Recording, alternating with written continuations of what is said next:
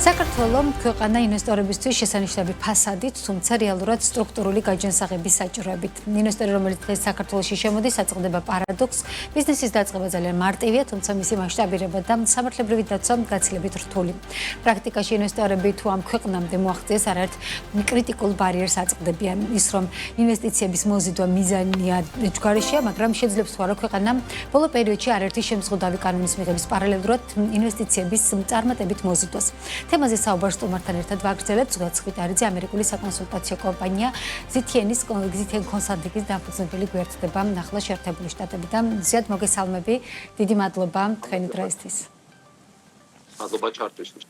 ის რომ ინვესტიციების მოზიდვის სურვილი აქვს ხელისუფლებას და ამ კუთხით აქტიურობაც არის ამაში გასაკვირი ალბათ არაფერი არ არის, თუმცა მინდა შეფასება გითხო, რამდენად მიგვიყვანს მიზნამდე არჩეული გზა, თქვენი აზრით რას ცვლის ეს გარკვეული უწყებების სტრუქტურული ცვლილებები და ერთის მხრივ მართლა ძალიან ჩაკარგული ხომ არ იყო აქამდე ინვესტიციების მოზიდვის მიმართულება და ამ ნაბიჯით გვაქვს თუ არა შანსი რომ რეალურად ამ მიმართულებით გარკვეული გააქტიურებები ვიხილოთ?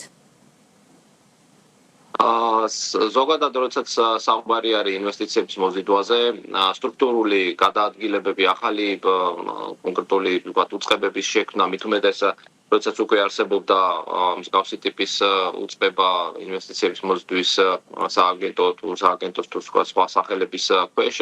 სამწუხაროდ მსგავსი ტიპის სტრუქტურული ცვლილებები შედეგს რა თქმა უნდა არ იძლევა. აქ კონცეპტუალურად მნიშვნელოვანი არის თვითონ ქვეყნის როლის დანახვა კონკრეტულად რეგიონში და ის თავისებურებები, ის ნიშა, რაც მაგალითად საქართველოს ეჭირა თვითონ კავკასიაში და ზოგადად მთლიანად აღებული აღმოსავლეთ ევროპულ ფლანგზე, იმ ვთქვათ ნიშის დაბრუნებაზე უნდა იყოს საუბარი.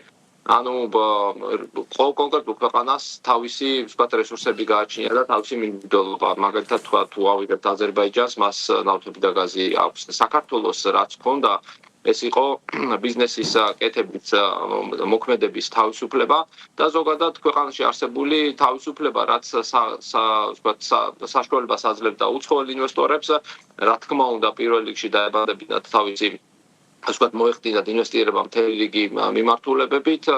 ეს იყო პირველ რიგში ნდობა და დაცულობის გარანტია მნიშვნელოვანი ინსტიტუტების მხრიდან და მათ შორის ეს ამოსავალი იყო სასამართლო და თავისთავად ის თავისუფლების ხარისხი, რომელიც ქვეყანაში არსებობდა, უქმნიდა კომფორტს ნებისმიერ მათგანს, თუნდაც ოჯახებით გადმოსულიყვნენ და ჰაბი იყო სამხრეთ კავკასიაში, სუმცირე თუ არა რეგიონალური ჭრილში, საქართველოს ჰაბად იყო გადაქცეული, რაც რა თქმა უნდა კიდევ უფრო მეტ მიმზიდველობას იწვევდა არა მხოლოდ რეგიონალური კუთხით ინვესტიციების მოზიდვის თვალსაზრისით, არამედ რა თქმა უნდა ევროპული ინვესტიციებიც იდებოდა და სხვა მიმართულებით.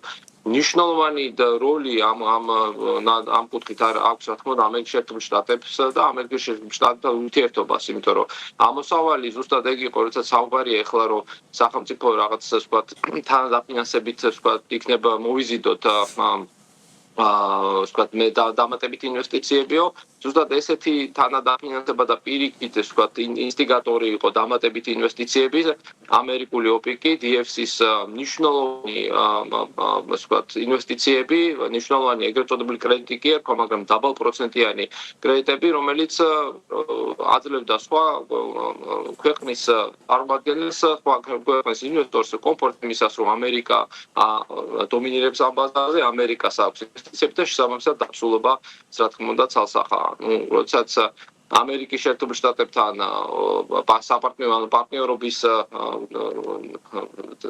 კონტექსტში უკვე საერთოდ აღარ გაგიხილავს არათუ შეთანხმების შეჭრება და ასევე 1 წელი გადის ელჩი არ არის დანიშნული. აი ამ კონტექსტში და იმ კონკრეტული ცვლილებებით, რომელიც საკანონმდებლო ცვლილებებით ეს რუსული კანონი იქნებოდა თუ სხვა საკანონმდებლო პაკეტები, რომელიც მიღებული იქნა, თავისთავად არანაირ პერსპექტივას არ იძლევა ინვესტიციების გაზრდის და ეს FDI-ზე კიდეც აისახა. აი თქვენ რომ იყოთ ასე ვთქვათ გადაწყვეტილების მიმღები პირი, რას გააკეთებდით აი დღეს საქართველოში რა ნაბიჯებს გადადგამდით? ისევ და ისევ ვამბობ, ანუ ამოსავალი იმისთვის, რომ სწრაფად, დაჩქარებულად და ეფექტიანად მოხდეს საინვესტიციო გარემოს ვთქვათ გაუმჯობესება.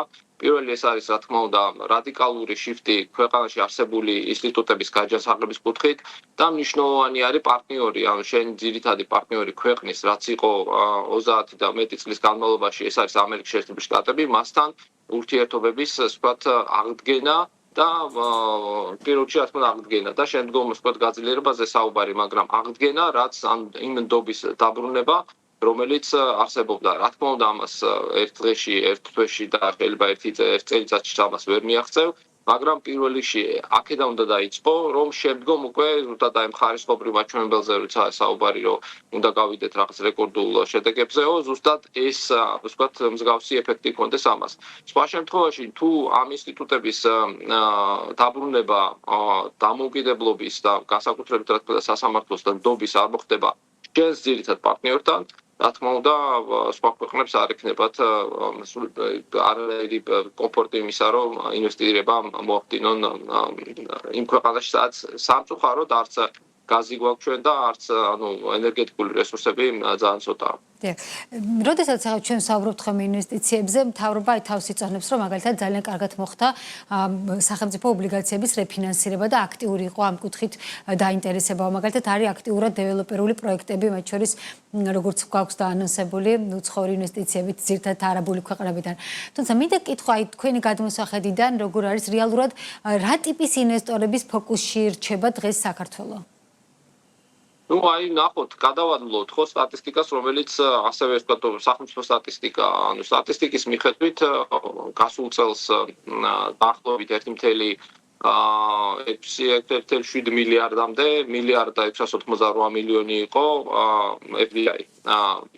თუ ავიღებ მაგალითად იგივე 2014 წლის მაჩვენებელს, დაახლოებით 1.8 მილიონამდე იყო ვთქვათ FDI-ის მაჩვენებელი, მაგრამ ამას უნდა დავუმატოთ მჭიდველობით უნარიანობა და ამ ვთქვათ ინფლაციის გათვალისწინებით ეს მაჩვენებელი არის დაახლოებით 2.5-2.6 მილიარდი. ანუ დაახლოებით 1 მილიარდით მეტი შემოდიოდა 2014 წელს საქართველოში FDI-ის კუთხით ვიდრე შემოდის დღეს. ანუ ამ მარტივი სტატისტიკით ვიდრე შემოვიდა გასულ წელს 2025-ში და სავარაუდო მაჩვენებელი ასევე არ იქნება პერსპექტიული 2026-ისთვის. მაშინ როდესაც ვსწავლობთ ჩვენს მეზობელ ქვეყანას, როგორც არის აზერბაიჯანი.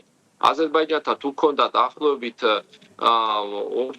ორნახევარი ვთქვათ შორის ორნახევარჯერი სხვაობა 2014 წლისთვის დღეს გვაქვს დაახლოებით 4 და ჯერ მეტი აქვს დაახლოებით 7 მილიარდს ელოდება მარტო ვთქვათ ამ წელს უკვე თავისი გათვლებით უბრალოდ 7 ქონდა გასულ წელს. შესაბამისად აი მივხვდებით რომ რეალურად რეგიონალურ ჭრილში განვითარება მიმდინარეობს კონკრეტული ქვეყნების და მაგრამ საქართველოს საფუძვლად ჩამორჩება მათ და აქ აი ამ მარტივი სტატისტიკით რა თქმა უნდა ხვდებით როგორი არის ხარისხობრივი მაჩვენებელი ინვესტიციების შემოსვლის და თავისთავად ასევე რეალისტური სურათი რეალურად რომელმა თუნდაც ის არაბული ქვეყნები რამდენს ვთქვათ რა თანხას დებენ საქართველოში. ზედ ჩვენ ვართ ახლა იმ სიტუაციაში, როცა პოლიტიკურად არ გვაქვს თქვათ კარგი ურთიერთობა დასავლეთთან, ვიღებთ უამრავ შემზღუდავ კანონს, მათ შორის მიგრანტების მიმართულებით, ბიზნესის მიმართულებით არაერთი კანონი იყო მიღებული. თუმცა აი ამ რეალობაშიც კი როგორ ყიდის საქართველო თავის თავს, აი რა შეიძლება ამ მესიჯი აქ შეცვალოს, თქვათ ამ რეალობის გათვალისწინებით რა შეიძლება შეცვალოს, თქვათ ხელისუფლებამ ან ბიზნესმა თუნდაც რომ ბიზნესაც უნდა რომ მოიზიდოს ხომ უცხოური ინვესტიცია და ბიზნესებისთვის ძალიან მნიშვნელოვანია ის რომ უცხოური ინვესტიცია ცოდნა შემოვიდეს საქართველოში.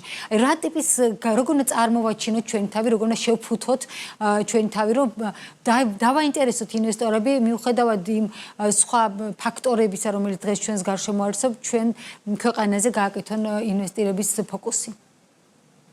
სტრუქტურული ანუ თვითონ ინსტიტუციურად ეს საჯარო კერძო თანამშრომლობა ანუ public private partnership ეს ამერიკული სისტემა რაც რა თქმა უნდა ძალიან კარგია და პირიქით ვთქვათ იურიდიული სამართლებრივი ჩარჩოს თვალსაზრისით ზუსტად ეს არის ის ბაზისი მაგრამ აქ არის კონცეპტუალურად მნიშვნელოვანი და სტრატეგიულად მნიშვნელოვანი ნაბიჯები გადასადგმელი რაც პირველ რიგში ზუსტად ამ შიფტს გულისხმობს ის სიმძიმე რაც აი ბოლო წლების და განსაკუთრებით ბოლო 1 წლის განმავლობაში ქვეყანაში სამართლებრივი აქტების დამოკიდებულებების ასევე განსაკუთრებით არა მხოლოდ ვთქვათ სამართლებრივი ჩარჩოში აისახა, არამედ აისახა ურთიერთობების კუთხით თუნდაც პიროვნულ დონეზე დამოკიდებულება ელჩებთან მიმართებით. ეს ყველაფერი ეს message box-ი თუ ვთქვათ კონკრეტული საკმაოდ უხერხული მდგომარეობები, რომელიც შეიქმნა დიპლომატებთან თუ საერთაშორისო ორგანიზაციებთან თუ განსაკუთრებით ამერიკის შეერთებული შტატებთან მიმართებით, ეს არის შემოსატრიელებელი და ზუსტად აი ამ კუთხით არის მუშაობა გასამართი. სხვა მხრივ მსგავსი ტიპის ნაბიჯები, რომელიც მხოლოდ ორიენტირებული იქნება რაღაც სტრუქტურულ გადაადგილებებზე, შედეგის მომცემი არ არის. ის ხალხი, თუნდაც ის ელჩები კიდევ ერთ დავამატებ, აქ იყო საუბარი იმაზე, რომ აი ელჩები შეიქმნას. ელჩები არიან თვითონ ის ადამიანები, რომლებიც ინვესტიციის მოპოვებაზე და მოძიებაზე უნდა იყვნენ ორიენტირებული და რა თქმა უნდა ამ კონტექსტში რა შექმნილი საკმაოდ რთულია ამის განხორციელება. დიახ. და ბოლოს მინდა გკითხოთ, თქვენ გაქვთ საკონსულტაციო კომპანია, დღეს აი რამდენად ხვდებით ისეთი ტიპის ინვესტორებს, ასე ვთქვათ, რომელთა ფოკუსი შეიძლება იყოს საქართველო, ან იყურებიან თუ არა ისინი ჩვენი რეგიონისკენ?